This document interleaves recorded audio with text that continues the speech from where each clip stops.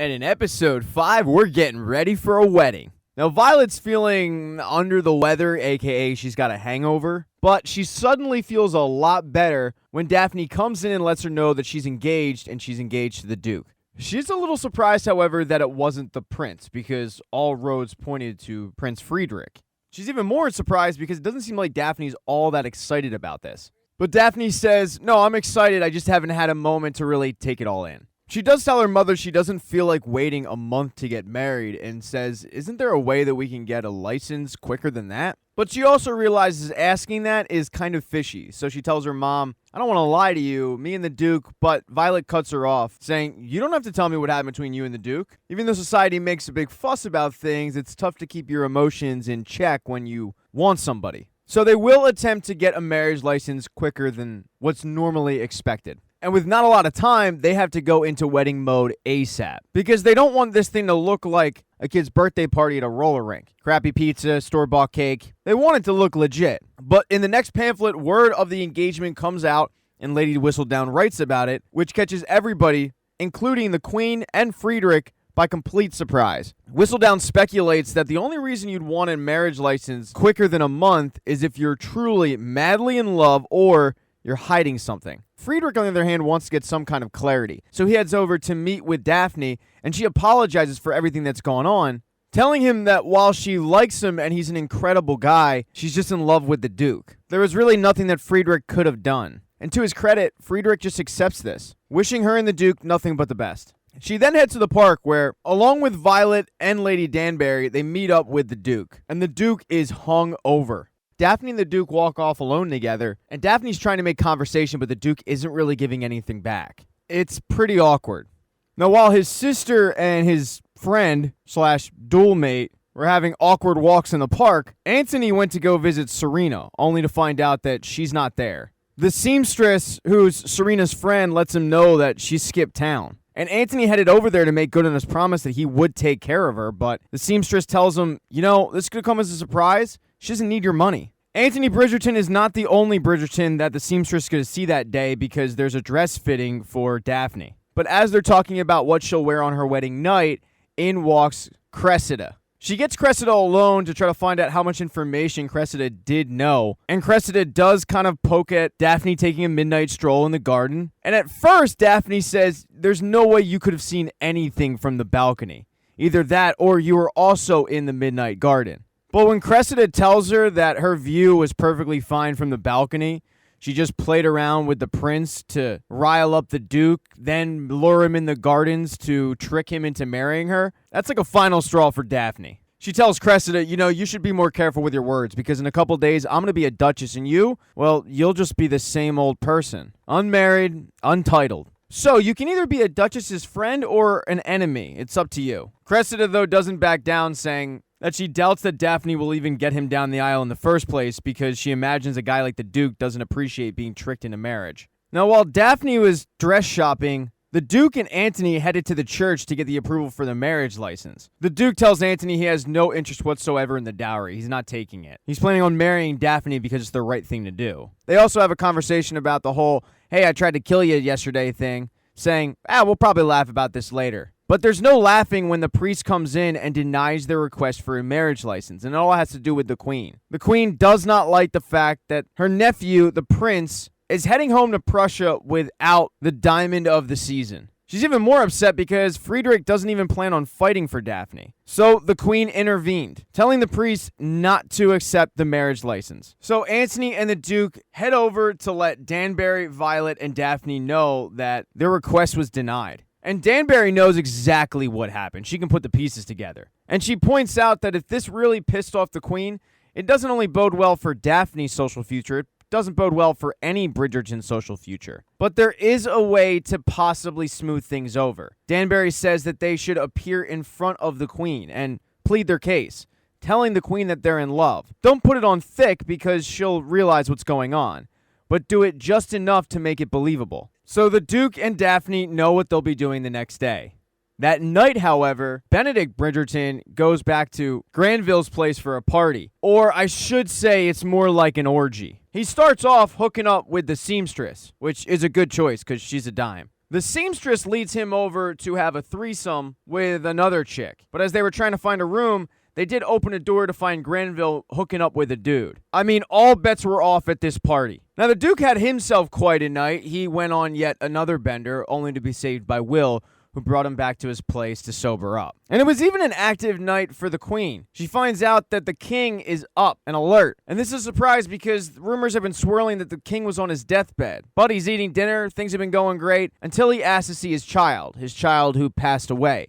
He had completely forgotten that she died, and he starts to blame the Queen for this. Losing his cool, freaking out, it's a really, really sad state. The next day, though, the Duke sobers up, meets up with Daphne, Violet, and Danbury at the castle where they are to plead their case in front of the Queen. And it's worth noting that the Queen she had no hand whatsoever in denying their marriage request. But she still tells them to go ahead, plead their case. Daphne's the first one to speak, saying that while she's flattered by Friedrich, it was love at first sight. But the Duke jumps in saying it was not love at first sight. It takes everybody a little bit by surprise because no one knows exactly what he's doing, but he tells the Queen that there was attraction, sure, but at first, Daphne thought he was arrogant and insincere, and he thought of her as immature. It seemed like romance was entirely out of the question. But the more they spent time together, the more they became friends. This was all happening while they were fooling everybody into thinking that they were courting, when in reality, they just couldn't stand not spending time together. He's never been one to chit-chat, but with Daphne, conversation was easy. And it wasn't until the prince came around when he realized that he didn't want Daphne just to be a friend. He wanted her to be his wife. It's a beautiful speech. I'm going to be honest with you. I'm not really an emotional guy, but it even got me. It definitely got Daphne, and it even gets the Queen because she reverses course and allows them to marry. And in front of a very small ceremony that includes Daphne's family, Lady Danbury, Will, the Duke, and Daphne become man and wife. Afterwards, they have the reception where Cressida walks up to Daphne and refers to them as friends, telling her she hopes that she'll remember her kindness in keeping secrets. Also at the reception are the Featheringtons, and Marina still wants to marry Colin. Portia, on the other hand, wants her to marry that old guy, but Marina has come up with a plan. She tells Portia, give me a couple days to court Colin and get a marriage proposal. And when Portia points out that even if he does propose, it's going to take months for them to marry. By that time, this kid comes out. It's going to be obvious to Colin that it's not his. Marina tells Portia, well, we don't have to wait for marriage because that little vixen is planning on seducing Colin. Getting in his pants early. It'll kill two birds with one stone. It'll force Colin to marry her, and he will believe it's his child. This is really upsetting to Penelope. Nobody seems to listen to her that Marina and Colin shouldn't be together. It's partly because she's friends with Colin, but partly because she has a giant crush on him. So at the reception, Penelope is pointing out all these guys to Marina that she could end up getting with, but Marina's only concern is where is Colin Bridgerton? And it gets to the point where Penelope says, anybody but Colin. He's my friend, he's a good man, and he shouldn't be tricked into your plot. And Marina gets really upset, saying, well, should I just entrap a bad guy then? Would you find it acceptable if I was to live my life with a guy who didn't treat me as a human being? I mean, what exactly am I supposed to do? I'll be a good wife to Colin. He'll be a good father. The conversation, though, is broken up when Portia comes over and lets Marina know that the old guy is off the table.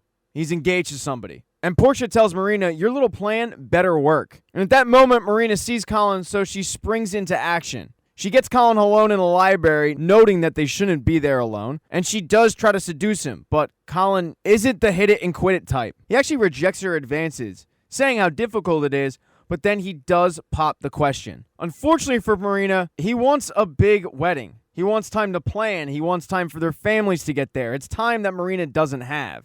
Colin also points out that they shouldn't say anything about the engagement, mainly because it's Daphne's day. They don't want to overshadow it. But outside in the reception, all the heavy hitters in town are there, including the Queen. The Queen overhears Eloise asking Lady Danbury if she's Lady Whistledown, and Danbury says no, but hey, let me know if you find out who she is. And when the Queen overhears Eloise talking about her, the Queen wants to know exactly what evidence Eloise has. So Eloise tells her theory that Lady Whistledown must be a widow. Also at the party is Granville and Benedict. And Granville starts saying, hey, about last night, but Benedict cuts in and says, what do you mean about last night? So Granville's secret is safe with Benedict. Although he is pretty surprised when Granville introduces Benedict to his wife, and his wife is the other woman that Benedict had a threesome with. But we don't lifestyle shame on this YouTube channel. The party, though, is getting to be a lot for Daphne. She runs up to her bedroom to hide, where Violet comes and finds her, and Violet tries to have the conversations about what goes on wedding night. I'm talking about the sex stuff, because Daphne has no idea about anything. And Violet is doing her best to keep it PG, but she's not giving her enough information, so Daphne's in for quite a surprise. She does, however, have to get ready to go, because her and the Duke are headed back to the Duke's place. It's quite a journey, but she says goodbye to her family, including Eloise, who she's never had a great relationship with, but she does love her. She's her sister. But after they get in the carriage to take off, the Duke lets her know that they're going to be spending their wedding night at an inn, because his house is too far away for them to go there in one shot. And it's not exactly what Daphne had planned for her wedding night, but she keeps her mouth shut. When they do arrive at the inn, however, she's upset when she finds out that the Duke had asked for separate rooms. Once again, though, she keeps her mouth shut. But as she's pacing in the room, she finally gets sick of it, holding it all in. She opens the door to go talk to the Duke, but the Duke is actually standing there wanting to know if she wants to go get dinner. And that's when all of her raw emotion lets out. She yells at him that she doesn't want to get dinner because she spent the last 3 days trying to talk to him. And she understands that he doesn't want to be with her. He'd rather be in his separate room, enjoy a wordless dinner. But this whole thing is a complete misunderstanding between the two. And after they talk it out, the Duke isn't mad at her at all. He just feels really guilty about the fact that he's keeping her from her dream, having a family. The Duke tells Daphne, everything I told the Queen was true. I can't stop thinking about you. I am yours, Daphne. But Daphne isn't really getting the message, and that frustrates the Duke. And Daphne thinks that he's angry, but he says, no, I'm not angry. This is what happens when somebody burns for someone. And he thinks that Daphne doesn't burn for him, but it turns out that Daphne does, in fact, burn for him. The two then start to kiss. The Duke starts peeling off her clothing. He eventually takes his pants off and shows her his lap snake, and the two consummate the thing. And it seems like she's having a good time, and it's worth noting that the Duke's pullout game is a 10 out of 10. Thanks for checking out this recap. Please consider subscribing to this channel. Like the video if you liked it. Hit thumbs down if you don't. Be nice in the comments section. Nasty comments hurt my feelings. I work hard on these. If I make a mistake, it happens. If you don't see the next video up in the end screen, it'll be up soon. Sharing is caring. Put it on your MySpace page or your away message. And check out my podcast, Scene Invaders, wherever you listen to podcasts.